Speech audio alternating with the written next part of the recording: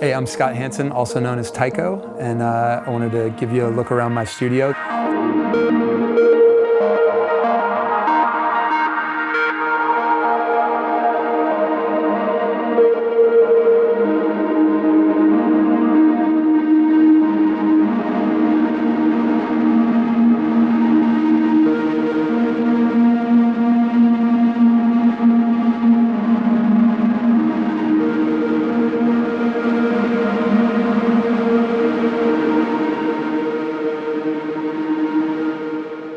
This is a space that I've been in for about 2 years now. I was in San Francisco for the last 15. I took most of what you see here, all this acoustic insulation was actually from that same space. So I tried to kind of recreate it here. So I've thought a lot about where everything fits and like how ergonomically I can access everything.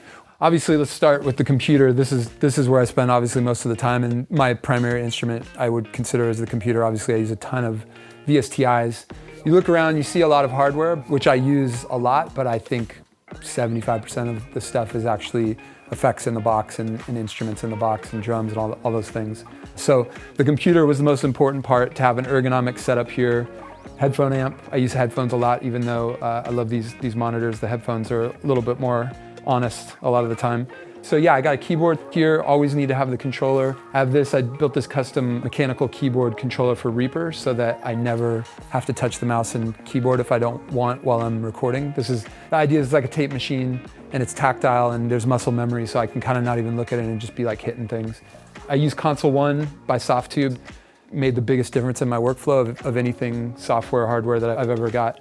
It's basically like a channel strip emulation. It can be anything. I usually typically stick with the SSL 4K, and that just has helped me so much with mixing and in the moment recording and all those things. And it's allowed me to get away from using a hardware mixer. This is like my guitar and bass station, so stringed instruments. I think the next step is to put a mic on like a gooseneck.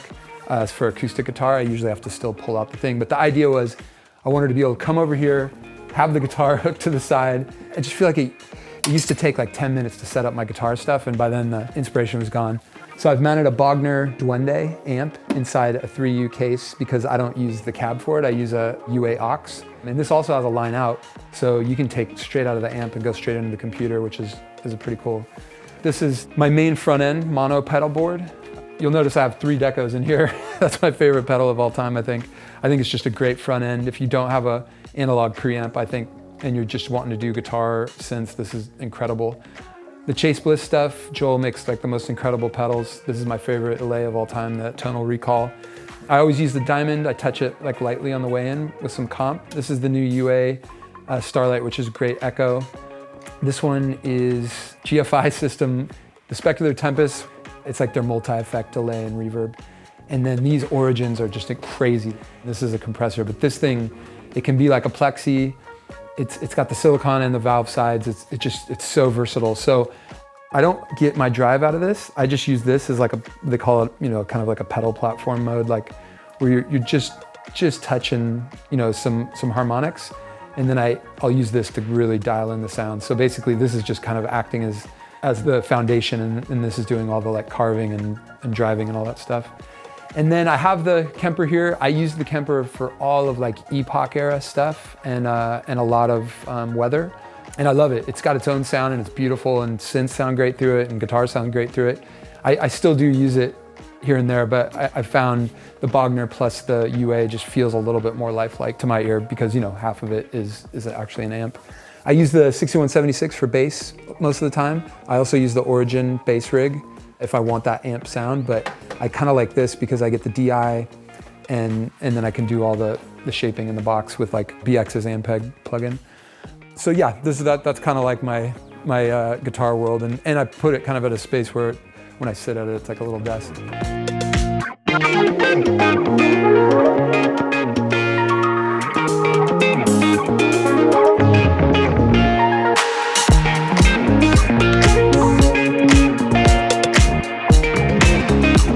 So then moving on, this is the mothership stereo effects rig.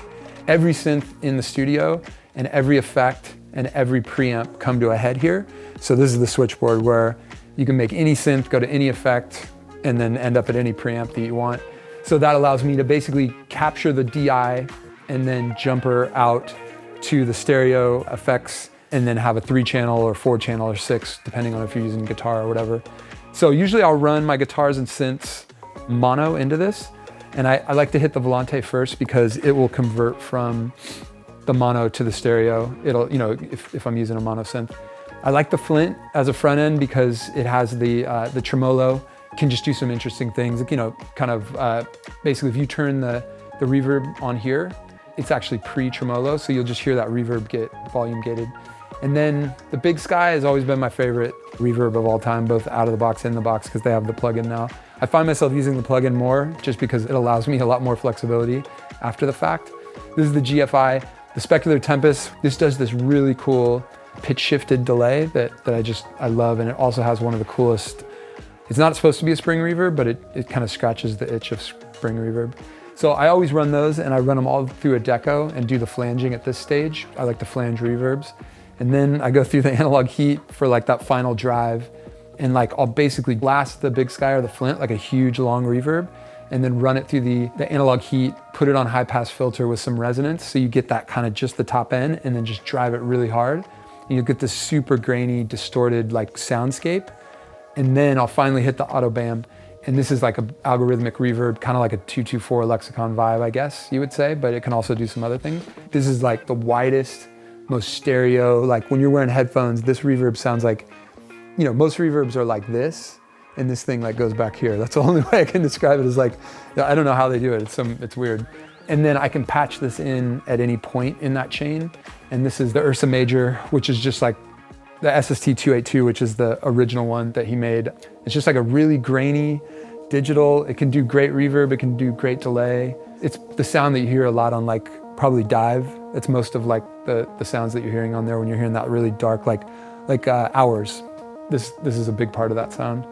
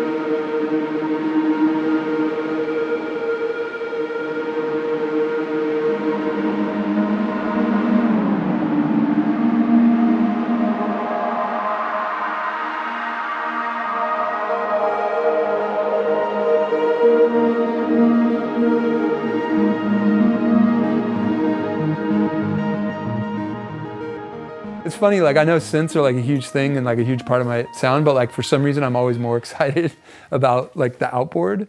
That's the stuff that just interests me, because like, I don't know what it is. I love synths and I love what they do, but I'm more interested in how to sculpt them after the fact. That's why these things are kind of in the most important places, because I play this more as an instrument, I feel like, than I do these, you know?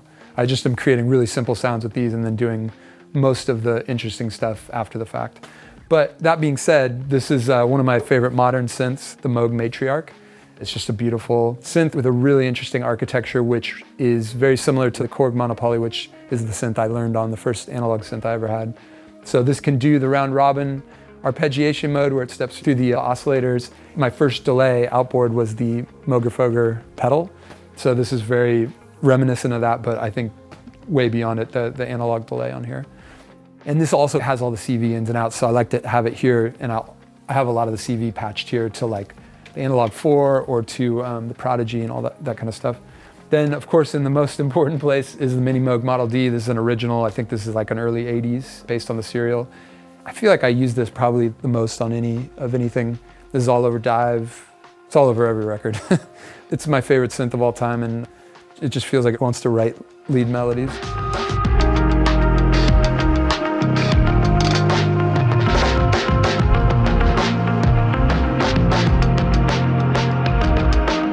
These are my favorite things in the whole studio. This is the kind of stuff I really enjoy the most. First of all, this Lynx Aurora is just like, I know it seems boring, and converters, you probably shouldn't spend too much time thinking about them, and like everybody always says like they don't sound different, but don't listen to them. There's a huge difference. Like, I've used a lot of converters, I've sat down and spent a lot of time listening to them, and it's not like one sounds better than the other, they just sound different. And this, to my ear and the sounds I'm trying to capture, this makes my job easier, and it gets me from point A to point B quicker. You're gonna be able to do it with anything, but for me, that's the one. So this is the centerpiece of the whole studio. Everything comes in and out of here. This is a Great River EQ2NV, which is like a Neve-ish EQ, and it's just a really beautiful, wide sounding stereo EQ. That's where I always patch this stereo return, always comes through here. This is a Solid State Logic SSL Fusion, which is just a really cool, like, got that console sound, got the width, got all these cool, it's like a finishing thing, but it's supposed to be for mastering, but bus stuff. But I typically will run stereo reverbs through it, and it just can open them up and give them kind of new life. It's just a really, really useful tool, and it can do a lot to like take a dull sound and make it interesting to my ear.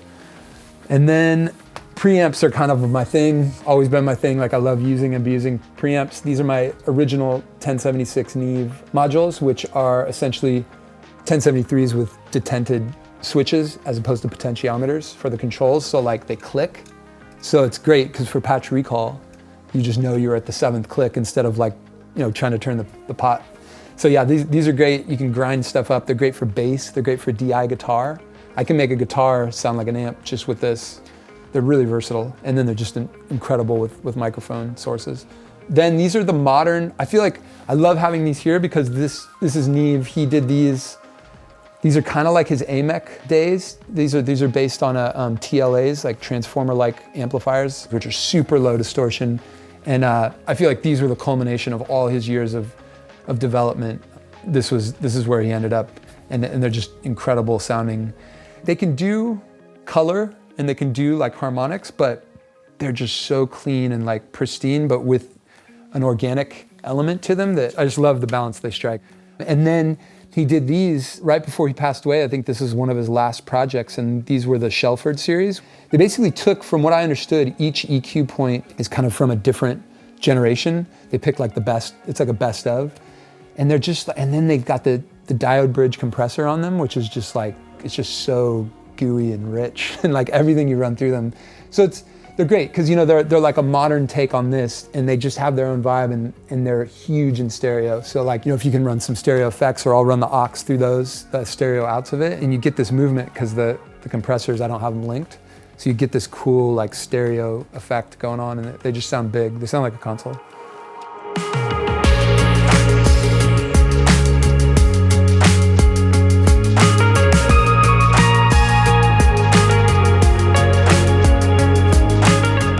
And then finally, this is sort of, I rotate this out a lot. That's the idea, is these keyboard positions, other than the Moog, it doesn't really move. Typically, the Virus is almost always here because this is my favorite key bed. This is a Fatar, and I've just never felt a key bed like that. So I always like to keep that there as a MIDI controller. And then this is the new Oberheim OB8X. I think, is it X8 or 8? X8, yeah. I always forget the names of the, but yeah, this is just a beast, a giant, beautiful stereo synth. I have the 4-voice, and the 4-voice is just so difficult to work with sometimes that I just wish there was like presets and all these things, and this is kind of what that is. And so it's a really nice contrast to that. And they did an incredible job of capturing what made that era of synths special. This feels like a modern classic and one of the best of the kind of modern analogs that I've ever played. This is classic Moog Prodigy. I don't know why nobody's ever remade this. This is such, like, I feel like this is like one of those super classic synths that just, apparently not a Bob Moog design. It's apparently somebody else there did it either after he left or maybe it was a side project, I don't know. But it sounds very different from Mini Moog or any Moog I've ever heard. But it does oscillator sync and it's gritty and raw and aggressive, and which is probably why the band used the name, The Prodigy. And it's just like, there's nothing else like it. It can do bass that sounds like a real bass to me, like an actual playing a bass. So I use that a lot for bass. So yeah, that's the setup. It's really focused mostly on kind of inspiration and being able to quickly do things. That's what this is about. It's like a matrix of being able to just pull up a channel, add some effects, and just go and record. And so that's what I'm always working towards, is making this a more fluid, ergonomic, inspirational space.